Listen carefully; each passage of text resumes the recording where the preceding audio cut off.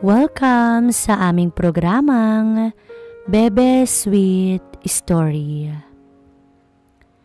May lihim na relasyon ang single mom na si Marta sa balong si Hector. Nanatili itong lihim dahil iniiwasan nila ang chismis na kakalat kapag nalaman ng lahat na sila ay may relasyon. Si Hector kasi ay driver ng kanyang anak. Itatakwil at ikakahiya siya ng kanyang mga magulang oras na malaman ng mga ito na may relasyon siya sa isang driver. Maagang ginayak ni Marta ang kanyang anak. Unang araw nito sa eskwela bilang grade 3 student. Nahagip ng kanyang mata si Hector na kakapasok lamang. Kaya naman agad siyang luminga-linga at nang masigurado niyang walang nakatingin ay agad niyang nilapitan sa Hector upang hilahin patungo sa garahe. "Marta?" Gulat na tawag ni Hector sa kanyang pangalan. "Makikita tayo ng magulang mo." "Hindi, baka nasa kusina si Mami." Mapusok niyang hinagkan si Hector. "Gustong gusto kitang makatabi, Hector. Gabi-gabi ako nangungulila dahil wala ka sa tabi ko." Naging malungkot ang tono ni Marta. "Pasensya ka na kung hindi pa kita magawang ipaglaban sa mga magulang ko. Ayoko kasing maliitin ka nila lalo ng mga chismosa nating kapitbahay." Naiintindihan naman ito ni Hector at ayaw niya na nahihirapan si Marta. "Mamaya magkita tayo sa labas. Maging ako, Marta. Maging ako. Miss na miss ko na yung labi mo. Mahal kita, Marta. Mahal na mahal. Para sa inyo ni Susie ay magsusumikap ako." Ang totoo niyan ay nag-enroll ako sa ALS upang kahit papaano ay baka pala ring makapagkolehiyo. Nagagalak na hinagkan muli ni Marta ang nobyo. "Mahal din kita, Hector. Wala kang dapat ipagmalaki sa akin dahil ikaw lang sapat ka na. Napakabuti mo sa amin ni Susie. Bukod sa malaki yan, talagang napakalaki rin ang pagmamahal mo sa amin." Natawa si Hector sa sinabi ni Marta. Binanggit pa ang bagay na yun. "Mamayang gabi ka lang sa akin. Aangkinin kita ng buong buo.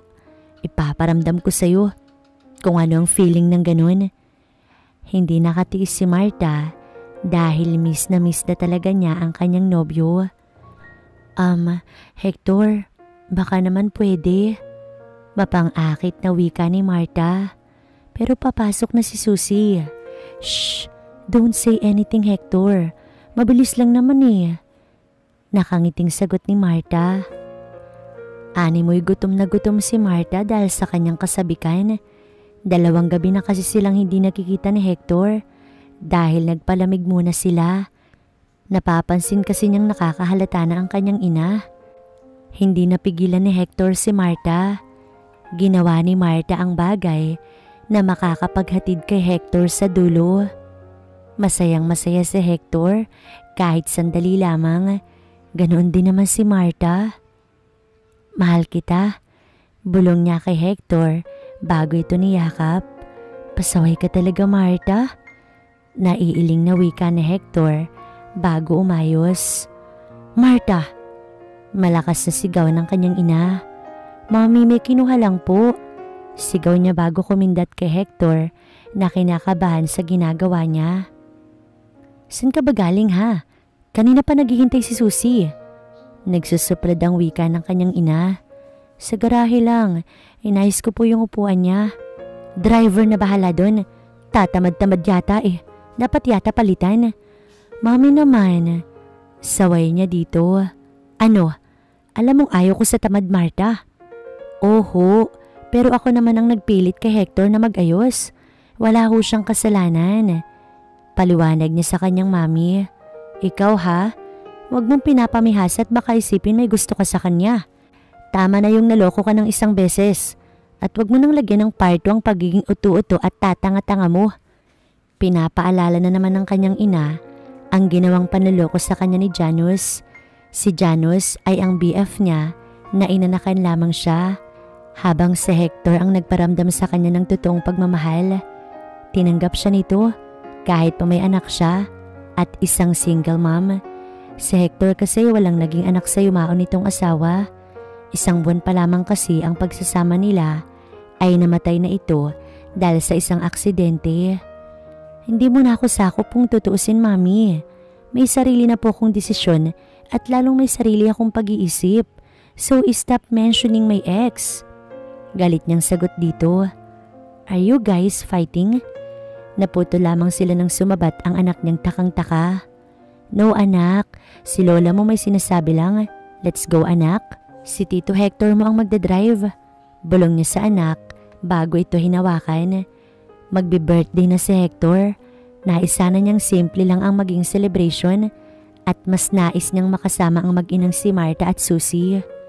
Hector? Natigilan siya sa masayang pinaplano nang tawagin siya ng ina ni Marta. Bakit po, Mama? Nag-aalangang tanong ni Hector. Alam niyang pagsusungitan na naman siya na to. Malapit kasi siya sa mag-ina kaya inaayawan siya nito dahil sa dahilang driver lamang siya ng pamilya na to. Stay away from my daughter. Madiin at halata ang galit na sabi na to. Mama, wala naman po akong ginagawang masama. Hindi po masama yung intensyon ko sa mag-ina at lalong magkaibigan lamang po kami ni Marta. Paliwanag ni Hector dahil ayaw niyang maging ito ay magalit sa kanyang nobya. Pwes wala akong pakialam, Hector. Driver ka lang, so just do your work. Hindi lang niya masabi ng harapan kay Marta pero ayaw talaga niya sa ina nito na napakamata pobre. Pasensya na po, napayuko na lamang siya kaysa makipagtalo dahil ayaw niyang mawalan ng trabaho. Kapag natanggal siya ay tiyak na maaalis din ang koneksyon niya kay Marta. Mahihirapan na silang magkita noon. Naiintindihan naman niya na wala pang lakas ng loob na magsabi si Marta. Sa kabilang banda, busy naman si Marta sa pagpili ng gifts para kay Hector. Hindi niya maaaring makalimutan ang kaarawan ng kanyang napakabait na nobyo. Aanhin mo yan? Ito agad ang bungad na tanong ng kanyang mami. Nakita kasi nito ang kanyang pinamili. Wala po mga... Hinablot nito ang kanyang hawak. My God! What is this? Ang sagwa ng panloob na to. Para ka makikipag-honeymoon. Ma'am! Agad niya itong hinablot bago napaiwas ng tingin. Bigyan mo naman ako ng privacy. Nakapagtaas na siya ng boses. Matanda na ako para sa mga bagay na nais ko. Marta, oo alam ko. At alam ko din na utu-utu ka't tanga kaya ginagabayan kita. Pero hindi paggabay tong ginagawa mo. Alam mo, mabuti pa si Dad eh. Never niya akong ginawang robot unlike you. Isang malakas na sampal ang ginawad ng kanyang mami sa kanya. Padabog niyang dinampot ang binili niya at lumabas ron. Ngunit hinabol pa pala siya ng kanyang ina. Marta! Marta! Ano ka? Magpapalamig. Baka mapatulan pa kita, Mami. Masama ang loob na sagot niya. Imbis na magbulakbol, ay kay Hector na lamang siya tumakbo. Umiiyak siyang yumakap sa nobyo nang sila ay magkita.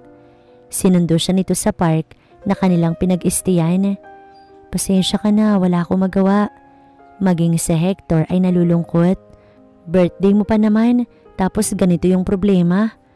Hindi ko lang maiwasang malungkot. Masuyong inangat ni Hector ang kanya muka. Kahit paanong maging problema, hindi kita iiwan. Hindi ko kayo pababayaan ni Susie. Matapos silang mag-usap ni Hector, ay nagpasya nga silang maghotel.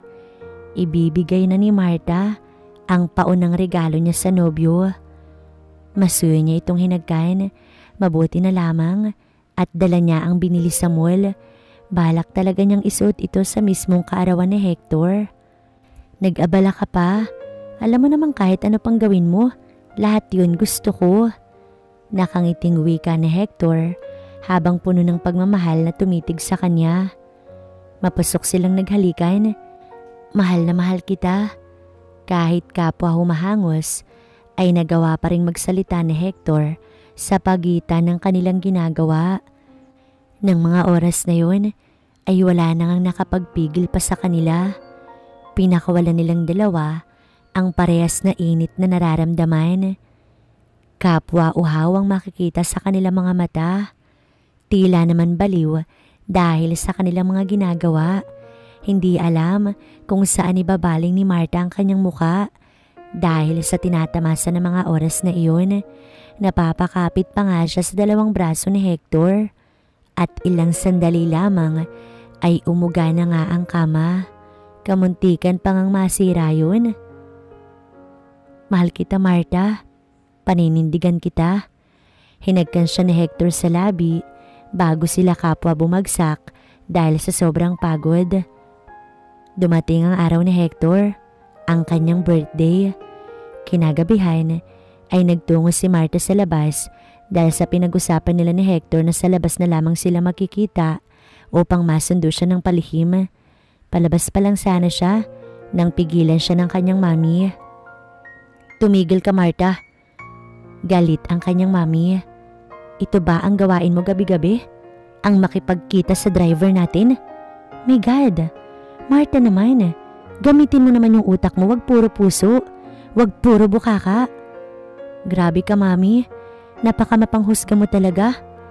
Hindi na siya natuloy pa sa kanyang sinasabi. Matagal kong alam at pansin na may relasyon kayong lihim ni Hector. Driver lang siya, Marta. Mamili ka naman. Wag ka namang tanga-tanga. Will you please calm down? Gabi na, mami. Bukas na lamang tayo mag-usap. No, I want right now. Gaga ka talaga, no? Hindi na nakapagtimpi pa si Marta. Fine, tatapatin na kita, mami. Naging matapang ang kanyang aura. Nararapat na rin sigurong ipaglaban niya na ito. Oo, ma'am. May relasyon kami ni Hector. Mahal namin ang isa't isa at wala kaming pakailam. Kahit papagbawalan mo yung pag-iibigan namin, mahal ko siya at handa siyang maging ama kay Susie. Gusto rin naman siya ni Susie kaya wala ka na magagawa pa. Marta, imbis na damahin mo ko, mami, hinuhusgahan mo kami. Wala na akong pakailam kahit magalit ka pa. Basta mahal ko si Hector. Driver man siya o basurero man o kahit gaano pa siya kahirap. Pangangatwiran ni Marta. Bahala ka na, Marta. Disappointed ang ina niya, ngunit alam niyang wala na itong magagawa pa. Hindi nagtagal ay kinuha na sila ni Hector. Nagpakasal sila na hindi dinaluhan ng kanyang mga magulang. Ngunit hindi doon natapos ang lahat dahil nagpatuloy sa pag-guide si Hector habang nag-aaral kaya naman nakatapos ito ng kolehiyo. Nakapundar sila ng bahay at kotse hanggang sa pati company ay napatayo nilang mag-asawa. Lahat ng hirap at sakripisyo nila ay napalitan ng saya at ginhawa dahil sa pagtsatsaga ni Hector. Dahil sa kagustuhan niyang mabigyan ng magandang buhay ang mag-ina niya, ay hindi siya nanatiling driver lamang. Nangarap siya at natupad iyon dahil sa suporta ni Susie at Marta. Ang mag-ina ang naging numero uno niyang inspirasyon at ang mga taong tumapak sa kanya noong mga panahong walang-wala siya ay wala rin siyang balak pang balikan dahil kahit kailan hindi naging solusyon ang paghihiganti. Alam niya sa sarili niyang nabago na niya ang tingin ng mga ito sa kanya na hindi siya mananatiling mababa lamang. Sa mata ng isang taong umiibig ay walang mayaman o mahirap. Hindi ito bumabase sa antas at nayari ng isang tao dahil kailanman hindi naging mababaw ang pag-ibig upang ipalit lamang sa salapi at sarap na tatamasin ng isang tao. May mga taong salapi ang pinipili, ngunit para kay Marta ay hindi matutumbasan ng kahit anong halaga ang pagmamahal niya para kay Hector.